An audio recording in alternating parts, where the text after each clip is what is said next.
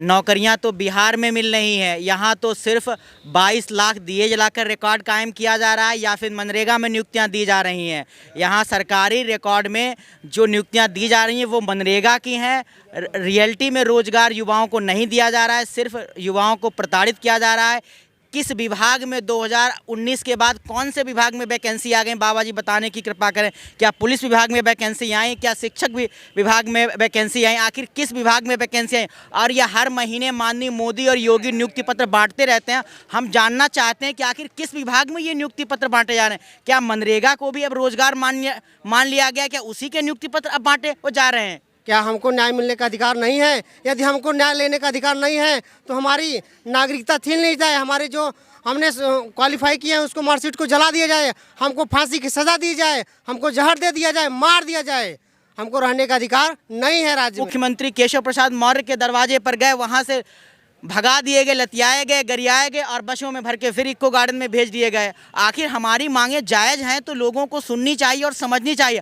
हम नहीं, राष्ट्रीय पिछड़ा वर्ग आयोग ने माना, माननीय मुख्यमंत्री ने माना, हाई कोर्ट ने माना, फिर हमारी नियुक्ति हमसे दूर क्यों आ गई? अंकित कुमार। अंकित कुमार जी। अंकित, ये बताओ, सरकार ये कह रही है कि पिछड़े दलितों का सबसे ज़्यादा भला बीजेपी सरकार में हुआ है और इस वक्त अन्याय किसी के साथ नहीं हो रहा है, तो आप लोग धरने पे क्यों बैठे हो? आप कहा जा रहा है आपके साथ भी न्याय होगा। जी, न्याय के लिए जो बात है वो तो सर बाकायदा सोशल मीडिया में आके पूर्व शिक्षा मंत्री ने और इसके बाद जो है हमारे मुख्यमंत्री जो यशस्वी योगी आदित्यनाथ जी हैं, उन्होंने बाकायदा ट्वीट किया था कि जो है 69,000 में आरक्षण विसंगति हुई है और इन बच्चों का त्वरित जो है समाधान किया जाएगा।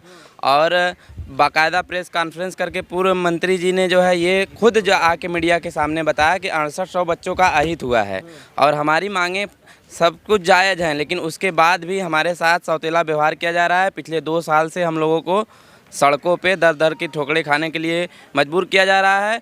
और जो बात खुद सूबे का मुखिया मान चुका है, जो बात खुद सूबे का शिक्षा मंत्री मान चुका है, उसके बाद जब चुनावी माहौल निकल जाता है तो यही हमारे मंत्री और यही हमारे भाजपा के नेता अब हम लोगों को अन्य पार्टियों का एजेंट बताते हैं। अगर हम कहीं पे उनके जो है उनसे मिलने जाते हैं या उनके घरों पे जाते हैं तो वो ऐसी बातें करते हैं। अगर वही स्टेटमेंट अगर मीडिया में आके देते हैं, और मैं आपके चैनल के माध्यम से उनको चुनौती देना चाहता हूँ कि वो लोग आके यहाँ पे एक एक बच्चों का, एक एक बच्चियों का ये जो है डॉक्यूमेंट्स वेरिफिकेशन कर लें। अगर एक भी उसमें से अगर गलत पाया जाएगा, उस 6800 लिस्ट से बाहर पाया जाएगा, तो हम लोग यहाँ से चले जाएंगे। अगर या तो जो है अगर वो सच्चे नेता हैं और सच्चे सबका साथ सबका विकास करने वाले लोग हैं तो यहाँ आएँ और देखें कि कौन लोग हैं। और हम लोग अगर उनके दरवाजे जाते हैं तो हम लोगों को पुलिस की गाड़ियों में जबरी ठूस के यहाँ जो ये एक जेल बनाई गई है, इस जेल में लाके हम लोगों को भर देते हैं। और ओबीसी एससी के साथ बहुत बड़ा अन्याय हो रहा है भाजपा सरकार में, किसी प्रकार हो रहा है। जी अन्याय हो रहा है। जी हाँ, मैं श्यामा कुमार पाल हरदोई जिले से आया हूँ। उत्तर प्रदेश की बहुचर्चित 69,000 शिक्षक भर्ती 2019 में आई थी। इसमें आरक्षण विसंगति माननीय योगी आदित्यनाथ ने मानी थी, राष्ट्रीय पिछड़ा वर्ग आयोग ने मानी थी, उसके बाद हाईकोर्ट ने भी मानी। उसके पश्चात 6,800 शिक्षक अभ्यर्थियों की लिस्ट निकाली गई, लेकिन आज तक नियुक्ति नहीं दी गई। शायद लिस्ट चुनावी लॉलीपॉप थी उनके अनुसार, लेकिन हमारे अनुसार तो लिस्ट सही थी और बाबा जी ने माना था और हमको नियुक्ति मिलनी चाहिए।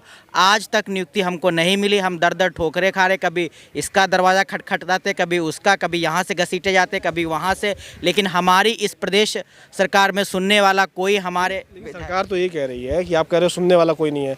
सरकार ये कह रही है कि जितने भी इस उत्तर प्रदेश में युवा हैं सबको रोजगार भर भर के मिल रहा है, ऐसा कोई नहीं है जो बेरोजगार घूम रहा हो। नहीं, ये सरकार की गलत बयानबाजी है, ऐसा कुछ नहीं है। नौकरियां तो बिहार में मिल रही हैं, यहाँ तो सिर्फ 22 लाख दिए जलाकर रिकॉर्ड कायम किया जा रहा है या फिर मनरेगा में नियुक्तियां दी जा रही हैं। यहाँ सरकारी रिकॉर्ड में जो नियुक्तियां दी जा रही हैं वो मनरेगा की हैं। रियलिटी में रोजगार युवाओं को नहीं दिया जा रहा है, सिर्फ युवाओं को प्रताड़ित किया जा रहा है।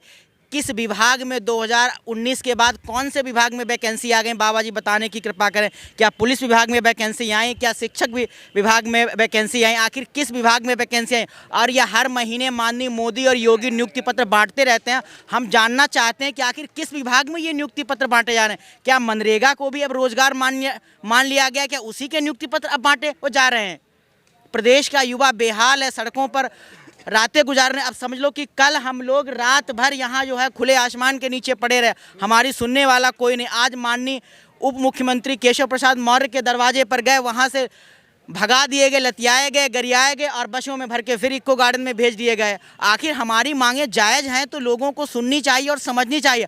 हम नहीं, राष्ट्रीय पिछड़ा वर्ग आयोग ने माना, माननीय मुख्यमंत्री ने माना, हाई कोर्ट ने माना, फिर हमारी नियुक्ति हमसे दूर क्यों? आखिर कौन रोक रहा है, क्या कारण है? आपको क्या लग रहा है कि आखिर नियुक्ति क्यों नहीं मिल पा रही? नियुक्ति न मिलने का स्पष्ट कारण है कि इसके अधिकारी हैं।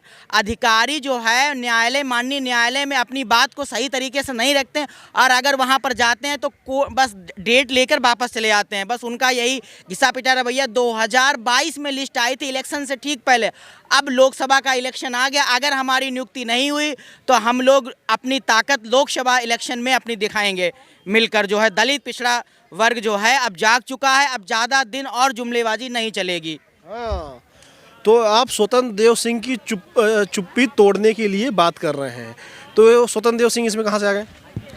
क्योंकि स्वतंत्र देव सिंह जो हमारे पिछड़े वर्ग के नेता है, माननीय उत्तर प्रदेश सरकार में वो मंत्री भी हैं इस समय, वो हम लोग के चुनावी मुद्दे को बना करके वो मंत्री पद अपना लिए हैं, पाए हैं, हम ही लोग के वोटों से पाए हैं और हम लोग को राजनीति से ही वो राजनीति में उभरे हैं। लेकिन आज हमारे बातों को सुनने में वो असमर्थ हैं, हमारी बातों को सुनते नहीं हैं और उनके दरवाजे पे जाते हैं तो मार कर, डांट कर, पुलिस के द्वारा बल प्रयोग करके हम लोग को हटा दिया जाता है। बातों को सुनने का तैयार नहीं है, जबकि डांट के भगा दिया जाता है। क्यों भगाया जाता है? भगा दिया जाता है कि आप लोग दूसरे पार्टी के एजेंट हैं, आप लोग जायज़ मांग नहीं कर रहे हैं, जबकि उन्हीं की सरकार के द्वारा, माननीय मोदी जी के द्वारा बनाया गया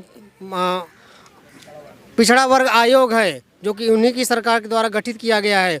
उसमें उनकी जांच करी जाती है, लिस्ट की जांच हो जाती है, जिसमें विसंगति पाई जाती है। योगी द्वारा सूचना पहुंच जाता है, योगी खुद उसके कमेटी बैठाते हैं 7 लोगों की, तो रिपोर्ट देता है कि हाँ ये सब तो बाकी लोग बता दिए। नौकरी मिलने में दिक्कत कहाँ आ रही है? जब कोर्ट ने कह दिया, मुख्यमंत्री ने कह दिया, पिछड़ा आयोग ने कह दिया, तो कौन नहीं दे रहा है? सरकार नहीं देना चाह रही है। सरकार हम लोग की पिछड़े दलित होने के नाते हम लोग की नौकरी नहीं देना चाहती है। इसके पहले एक भर्ती आई थी 68,500, उसमें भी आरक्षण का हेरा फेरा हुआ था। 6,000 बच्चे बाहर हो रहे थे जो कि जनरल कैटेगरी के थे। उसकी सूचना योगी जी के पास पहुंचती है तो तुरंत योगी जी उन बच्चों को अपने सामने बुलाते हैं और अगले दिन उनको नियुक्ति पत्र मिठाई के साथ वापस भेज दिए जाते हैं। क्यों हमारे साथ दोहरा सौतेला व्यवहार किया जाता है? हम भी तो उन्हीं के राज्य में निवासी हैं, हम भी तो उन्हीं के राज्य में रहते हैं, हम भी उनके वोटर हैं। क्या हमको न्याय मिलने का अधिकार नहीं है? यदि हमको न्याय लेने का अधिकार नहीं है तो हमारी नागरिकता छीन ली जाए, हमारे जो हमने क्वालिफाई किया है उसको मार्कशीट को जला दिया जाए, हमको फांसी की सज़ा दी जाए, हमको जहर दे दिया जाए, मार दिया जाए। हमको रहने का अधिकार नहीं है।